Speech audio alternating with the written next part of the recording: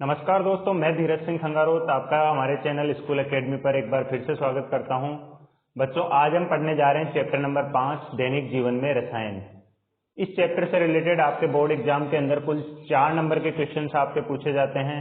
अब तक हम इससे पहले 2 चैप्टर ऑलरेडी पढ़ चुके हैं, विद्युत धारा, और उसके अलावा हम पढ़ चुके हैं चैप्टर नंबर 6 रासायनिक अभिक्रियाएं एवं उत्प्रेरक। तो कुल मिलाकर के अपन 8 नंबर का सिलेबस ऑलरेडी कवर कर चुके हैं। 5 नंबर का आपका विद्युत धारा और 3 नंबर का आपका रासायनिक अभिक्रियाएं एवं उत्प्रेरक।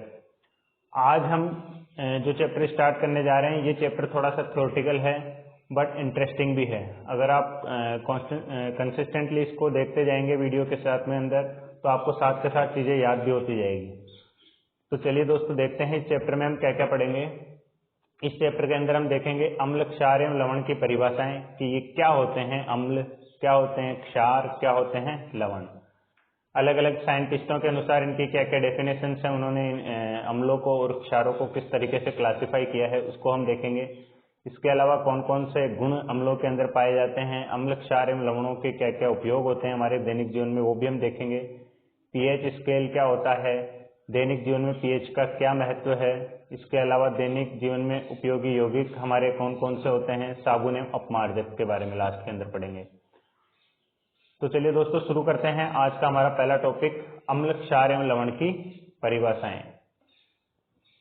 देखिए, सबसे पहले तो मोस्ट इंपोर्टेंट जो अपने को ध्यान में रखना है, वो अम्ल के बारे में ध्यान रखना है कि अम्ल जो होते हैं वो स्वाद में खट्टे होते हैं। ठीक है, ये मोस्ट इंपोर्टेंट टॉपिक है आपका। अम्ल के बारे में आपको ध्यान रखना है, अम्ल जो होते हैं वो स्वाद में खट्टे होते हैं। ठीक है, यह नीले लिटमस पत्र को लाल कर देते हैं।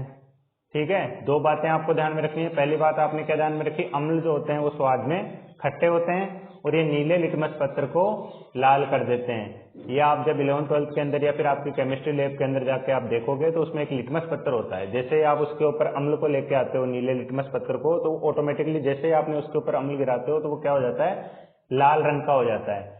तो अम्लों की क्या कैरेक्टरिस्टिक होती है, ये एक तो स्वाद में खट्टे होते हैं और दूसरा नीले लिटमस पत्र को लाल कर देते हैं। अब अम्लों को इंग्लिश में क्या बोलते हैं, एसिड। ठीक है, जो कि लैटिन भाषा का एक शब्द है एसिड, जो कि खट्टा, उससे बना हुआ है। ये एक तरह से एक थ्योरेटिकल पार्ट हो गया, ये आपको ज्यादा ध्यान देने की जरूरत नहीं है। लेकिन हाँ, मोस्ट इंपोर्टेंट जो ध्यान देने वाली है वो है अंडरलाइन किए हुए दोनों लाइनें, अम्ल स्वाद में खट्टे होते हैं और अम्ल नीले लिटमस पत्र को लाल कर देते हैं। इसके अलावा जो 1 लाइनर क्वेश्चंस आपसे बोर्ड एग्जाम के अंदर पूछे जाते हैं, इस तरीके से पूछे जा सकते हैं कि सिरके में कौन सा एसिड पाया जाता है, कौन सा अम्ल पाया जाता है। तो वहां पे आपको क्या ध्यान में रखना है, सिरके के अंदर कौन सा अम्ल पाया जाता है, वो आपको बताना है कि सिरके में एसिटिक अम्ल पाया जाता है। ठीक है, इमली में कौन सा अम्ल पाया जाता है, टार्टरिक अम्ल। संतरे में कौन सा अम्ल पाया जाता है, स्कर्बिक अम्ल। लाल चींटी के डंक में कौन सा अम्ल पाया जाता है, फॉर्मिक अम्ल। जठर रस में कौन सा अम्ल पाया जाता है, हाइड्रोक्लोरिक अम्ल। तो इस तरीके के क्वेश्चंस आपके अक्सर बोर्ड एग्जाम के अंदर पूछे जाते हैं। 1 लाइनर के अंदर एक नंबर के क्वेश्चन आपका इस तरीके का पूछा जा सकता है कि इस तरीके से सुमेलित कीजिए, तो उसके अंदर अलग अलग एक साइड में आपको ये तत्व दिए हुए हो सकते हैं, इमली, संतरा, इस तरीके से, दूसरी साइड अम्लों के नाम दिए हुए हो सकते हैं, तो उनको मेल करने के क्वेश्चन आ सकते हैं। इसके अलावा आपसे इस तरीके से पूछा जा सकता है, लाल चींटी के डंक में कौन सा अम्ल पाया जाता है। तो इस तरीके के क्वेश्चन को भी अपने को ध्यान में रखते हुए चलना है। तो 7 के अंदर अब चलते हैं क्षार। देखिए, क्षार की डेफिनेशन को, क्षार को हम किस तरीके से डिफाइन कर सकते हैं। इसमें क्या होता है, अम्ल के अंदर हमने पढ़ा कि अम्ल स्वाद में खट्टे होते हैं, तो क्षार स्वाद में कैसे होंगे, कड़वे होते हैं। ठीक है, पहली लाइन आपको क्या ध्यान रखना, अम्ल क्या करते हैं, नीले लिटमस पत्र को लाल कर देते हैं, तो क्षार क्या करेंगे, लाल लिटमस पत्र को नीला कर देते हैं। ठीक है, ये बिल्कुल जस्ट अपोजिट हो गए एक दूसरे के। इसके अलावा ये स्पर्श में साबुन जैसा व्यवहार करते हैं। मोस्ट इंपोर्टेंटली तो ये आपको 2 ही लाइनें ध्यान में रखती हैं। अम्ल के केस में क्या है कि अम्ल स्वाद में खट्टे होते हैं, ये नीले लिटमस पत्र को लाल कर देते हैं, और एक एक 2 उसके एग्जाम्पल। इसके अलावा क्षार के अंदर ये स्वाद में कड़वे होते हैं, ये लाल लिटमस पत्र को नीला कर देते हैं। बस यही आपको ज्यादातर ध्यान में रखने हैं। इसके अलावा इसके एग्जाम्पल्स आपको दिए हुए हैं, जो ये एग्जाम्पल आपको दे रखे हैं कि क्षार क्या होता है, sodium hydroxide, potassium hydroxide, aluminium hydroxide और अमोनियम हाइड्रोक्साइड। ये सब क्या होते हैं, कौन से हाइड्रोक्साइड हैं, ये अपन अभी इसी चैप्टर के अंदर, इसी क्लास के अंदर आगे पढ़ेंगे। देखिए, अब लवण, लवण किसको बोलते हैं? इंग्लिश में अपन लवण को बोलते हैं साल्ट, ठीक है। अम्ल और क्षार की अभिक्रिया के द्वारा लवण और जल बनते हैं। ये हमने रासायनिक अभिक्रियाएं उत्प्रेरक वाले चैप्टर के अंदर भी पढ़ा था कि उदासीनीकरण अभिक्रिया किसे कहते हैं? जब अम्ल एवं क्षार आपस में अभिक्रिया करके क्या बनाते हैं? लवण और जल बनाते हैं, ठीक है। तो अम्ल और क्षार अभिक्रिया करके क्या बना रहे हैं यहाँ पे? लवण और जल। अम्ल कौन सा हो गया? HCl, NaOH हो गया आपका क्षार, नमक बन गया आपका यहाँ पे NaCl, और जल आपका H2O। इस तरीके से इसको उदासीनीकरण अभिक्रिया भी कहते हैं, ऊष्माक्षेपीय अभिक्रिया होती है। अब देखो, अगर आपने अम्ल और क्षार, ठीक है, जो यहाँ पे आप ले रहे हो, ये दोनों ही अगर आपने प्रबल लिए हैं, ठीक है, प्रबल लिए हैं, तो अभिक्रिया जो आपका लवण बनेगा वो कैसा बनेगा? उदासीन, ठीक है। कैसा बनेगा आपका? उदासीन। अगर आपने अम्ल प्रबल ले लिया लेकिन क्षार दुर्बल ले लिया तो लवण कैसा बनेगा? अम्लीय, ठीक है। और अगर अम्ल आपने दुर्बल लिया है, क्षार आपने प्रबल ले लिया, तो आपका लवण कैसा बनेगा? क्षारीय। बिल्कुल सिंपल है कि जिसका आप प्रबल ले रहे हो उसका ही क्या हो जाएगा? आपका लवण उसी की प्रकृति का हो जाएगा। जैसे प्रबल अम्ल लिया है आपने, तो क्षार की प्रकृति आपकी कैसी हो जाएगी? लवण की प्रकृति आपकी कैसी हो जाएगी? अम्लीय। और अगर आपने प्रबल आपने क्षार लिया है तो आपकी लवण की प्रकृति कैसी हो जाएगी? क्षारीय। और अगर दोनों ही आपने प्रबल ले लिए तो उदासीन। अब हम चलते हैं, अलग अलग वैज्ञानिकों ने इसकी अलग अलग आपकी संकल्पनाएं दी है।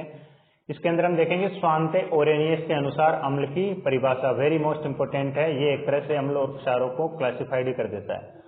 देखो बच्चों, ध्यान देना, इसमें जो पदार्थ जलीय विलयन में अपघटित होकर H+ आयन देते हैं, ठीक है, H+ आयन देते हैं मतलब हाइड्रोजन आयन देते हैं, उन्हें हम अम्ल कहते हैं। याद कर लेना इसको कि वे पदार्थ जो जलीय विलयन में अपघटित होकर हाइड्रोजन आयन देते हैं या H+ आयन देते हैं, उन्हें क्या कहते हैं? हम अम्ल कहते हैं। और वे पदार्थ जो जलीय विलयन में अपघटित होकर हाइड्रोक्सिल आयन देते हैं, यानी कि OH- आयन देते हैं, ठीक है, OH- आयन देते हैं, उनको क्या बोलते हैं? हम क्षार।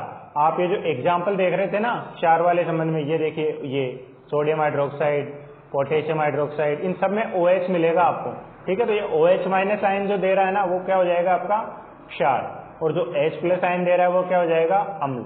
अब इसके एग्जाम्पल देखते हैं हम। ये देखो, आपके एग्जाम्पल दे रखे हैं HCl, HNO3, H2SO4, एसिटिक अम्ल और कार्बनिक अम्ल। HCl को बोलते हैं अपन हाइड्रोक्लोरिक अम्ल, HNO3 को हम बोलते हैं नाइट्रिक अम्ल, H2SO4 को बोलते हैं सल्फ्यूरिक अम्ल। ये आपका एसिटिक अम्ल हो गया और ये कार्बनिक अम्ल हो गया। अब देखो, इसमें इन सब में HCl को अगर आप इसको जलीय विलयन के अंदर आप इसको अगर अपघटित करोगे तो दो आयन बनते हैं, एक तो H+ और Cl पे क्या लग जाएगा? माइनस, और H पे लग जाएगा प्लस। तो ये H+ आयन दे रहा है, तो ये क्या हो गया? आपका अम्ल। इसी तरीके से HNO3 में भी क्या हो जाएगा? H पे प्लस और NO3 पे माइनस, तो ये भी H+ आयन दे रहा है, तो ये क्या हो गया? अम्ल। इसी तरीके से ये भी अम्ल। ये जितने भी आपको दिखाई दे रहे हैं यहाँ पे H+ आयन, ये सारे के सारे क्या हो जाएंगे? आपके अम्ल, ठीक है। ये कौन से आयन दे रहे हैं? ये जितने भी अम्ल हैं ये अम्लों के उदाहरण है, जिनमें H+ आयन दिख जाए वही अम्ल, ठीक है। अब देखो, इसमें कुछ तो क्या होते हैं कि अम्ल पूर्णतः आयनित हो जाते हैं, कि पूरी तरह आयनित हो जाएंगे, पूरी तरह से आपको H+ आयन दे देंगे, ठीक है। तो वो तो हो गए आपके प्रबल अम्ल। और कुछ आयन आपके इस तरीके से हैं जलीय विलयन में पूरी तरह आयनित नहीं होते हैं, अभी ये जिस अवस्था में भी कुछ मात्रा में ये रह जाते हैं, इन्हें हम दुर्बल अम्ल कहते हैं। इसके एग्जाम्पल ये नीचे वाले दोनों जो हैं आपके, ये हैं, ये वाले, ये तो है दुर्बल अम्ल, और ऊपर जो पूर्णतः आयनित हो जाते हैं ये हैं आपके प्रबल अम्ल, ठीक है। अब देखिए अपन क्षार के उदाहरण कि क्षार में मैंने आपको क्या बताया? स्वांते ओरेनियस के अनुसार वे पदार्थ जो जलीय विलयन में H+ आयन देते हैं वे क्या कहलाते हैं? अम्ल। और जो हाइड्रोक्साइड आयन देते हैं अर्थात OH- आयन देते हैं वो क्या कहलाएंगे? क्षार। जैसे पोटेशियम हाइड्रोक्साइड, यहाँ देखो OH- दे दिया, इसका भी अगर आप जलीय विलयन में आप इसको अपघटित करोगे तो K पे प्लस आ जाएगा, OH पे माइनस आ जाएगा। इसी तरीके से NaOH में भी Na पे प्लस आ जाएगा, OH पे माइनस आ जाएगा। तो इन सब में जिसपे OH- आयन आपको दिखाई दे रहा है वो क्या हो जाएंगे? आपके जिसके जलीय विलयन में OH आप अगर अपघटित करते हो उसको, तो OH- अगर ये आयन दे रहे हैं तो ये सारे के सारे जो आपके जो यौगिक हैं वो क्या हो जाएंगे? क्षार। अब देखिए, ये सभी क्षार है क्योंकि जलीय विलयन में क्या आयन दे रहे हैं? ये OH- आयन, हाइड्रोक्सिल आयन दे रहे हैं। और अगर पूर्णतः आयनित हो जाते हैं, जैसे अम्लों में हमने पढ़ा कि वो क्या हो जाएंगे? प्रबल अम्ल और दुर्बल अम्ल। तो इसी तरीके से यहाँ पे जो पूर्णतः आयनित हो जाते हैं वो क्या कहलाएंगे? प्रबल क्षार, जैसे कि KOH, NaOH। और जो पूर्णतः आयनित नहीं होते हैं वो दुर्बल क्षार कहलाएंगे, जैसे NH4OH और मैग्नीशियम हाइड्रोक्साइड MgOH2। ठीक है, अब हम चलते हैं, जैसे मैंने बताया उदासीनीकरण अभिक्रिया क्या, अम्ल और क्षार की अभिक्रिया से क्या बनता है आपका लवण और जल। तो अम्ल और क्षार की अभिक्रिया को अगर आप डीपली देखो तो अम्ल में क्या आता है, एक तरह से H+ आयन, ठीक है, यही तो आता है। क्षार में क्या आता है, OH- आयन। तो ये दोनों अम्ल और क्षार, इनकी अभिक्रिया से एक तो जल बन गया और इनके साथ में जो होता है वही मिलकर क्या बनाता था, साथ के अंदर लवण बनाता था। ठीक है, तो ये एक अलग से इसका स्पेसिफिकेशन भी दे रखा है आपकी बुक के अंदर ही कि आपके अम्ल और क्षार की क्रिया कराने पर H+ और OH- आयन यही तो होते हैं जो आपके जल का निर्माण करते हैं। देखो एक H ये हो गया, एक H ये हो गया, 2 H हो गए, तो यहाँ लिख दिया H2 और बचा हुआ O, तो ये O। तो ये दोनों के दोनों आयन क्या करते हैं, आपस में अभिक्रिया करके जल का निर्माण करते हैं, इसे ही हम उदासीनीकरण अभिक्रिया कहते हैं। देखो अब पढ़ते हैं अपन ब्रांस्टेड-लोरी की संकल्पना। इनकी संकल्पना के अनुसार अम्ल जो होते हैं ना वो प्रोटॉन दाता होते हैं, मोस्ट इंपोर्टेंट, ज्यादा ध्यान में रखना, मोटा मोटा आप ध्यान में रखिए। अम्ल जो होते हैं वो प्रोटॉन देते हैं और क्षार जो होते हैं वो प्रोटॉन लेते हैं। अम्ल प्रोटॉन दाता होते हैं और क्षार प्रोटॉन ग्राही होते हैं, यही ये पूरी की पूरी संकल्पना है, ज्यादा कुछ भी ध्यान नहीं रखना है आपको यहाँ पे। अम्ल प्रोटॉन दाता होते हैं और क्षार प्रोटॉन ग्राही होते हैं। अब देखो ये आपका अम्ल है, ठीक है, इसके पास मान लिया H प्रोटॉन है, A जो है अम्ल है, अब ये H को इसने दे दिया, ठीक है, ये H इसको दे देगा। अब अम्ल है, चूंकि ये अम्ल ही तो दाता होते हैं, ठीक है, हमने पढ़ा परिभाषा में अम्ल दाता होते हैं, तो इस अम्ल ने अपना एक इलेक्ट्रॉन या आपका प्रोटॉन, सॉरी एक प्रोटॉन इसने अपना दे दिया, ठीक है। क्षार ग्राही होते हैं, अब B इसको ले लेगा, वो दे रहा है तो B इसको ले लेगा, तो ये H जो था ना वो अब देखो B के साथ आ गया और A जो था वो अकेला रह गया। तो अब क्या इसकी डेफिनेशन निकल के सामने आई, ये रही कि ये जो अम्ल हैं ये प्रोटॉन दाता होते हैं, क्षार प्रोटॉन ग्राही होते हैं, और इसके बाद में ये जो आपका कॉम्बिनेशन बन रहा है HA और A का,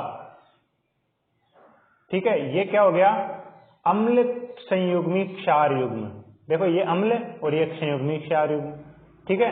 और दूसरा आपका क्या निकल के आया, ये वाला जो आप स्क्रीन पे देख पा रहे हैं BHB+, ये क्या हो गया, क्षार संयुग्मी अम्ल युग्म इसको हम कहते हैं, ठीक है।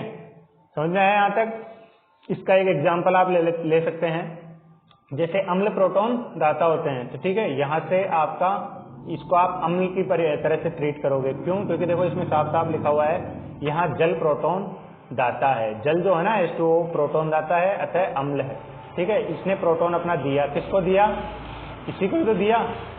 इसको देने के बाद ये तो क्या बच गया, खुद तो एक H गायब हो गया, तो बचा क्या, OH, ठीक है, ये आपकी अभिक्रिया हो रही है, यहाँ बचा क्या, OH, और यहाँ H इधर आने के बाद ये क्या हो गया, NH4, यही आपकी अभिक्रिया यहाँ पे हो रही है।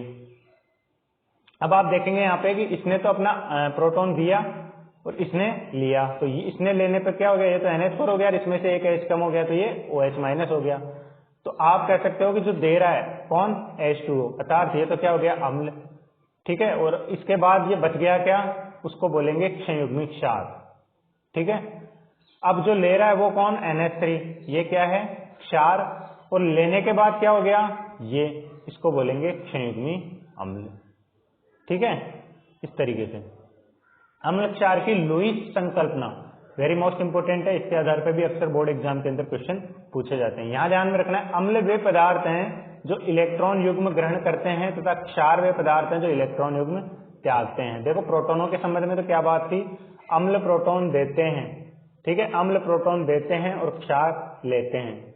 यहाँ क्या है, अम्ल इलेक्ट्रॉन लेते हैं, ठीक है, अम्ल इलेक्ट्रॉन लेते हैं।